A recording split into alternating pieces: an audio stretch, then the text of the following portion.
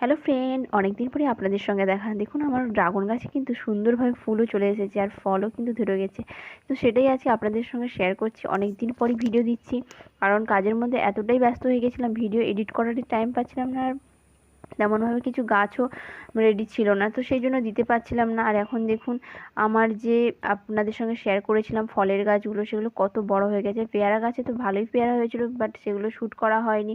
আর এখানে দেখুন আমার জামরুলের গাছটা কত বড় হয়ে গেছে। এই রকম বড় বড় গ্রো ব্যাগের মধ্যে কিন্তু আমি লাগিয়ে রেখেছি।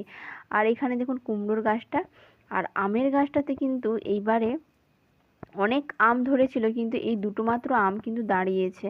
দেখা যাক, পরের বছর হয়তো দিতে থাকবে আশা করছি। আর এদিকে আমার সবেদার গাছটা, সবেদাটাও ফুলগুলো আসছে। আর এখানে আমার তো গন্ধরাজ লেবুর গাছটা, আর এখানে দেখুন আমার স্টার ফ্রুটের গাছ। এই হচ্ছে এখন ফলের গাছ। আরও অনেক ফলের গাছ কিনেছি, সেগুলো পরের ভিডিওতে শেয়ার করবো। ততক্ষণ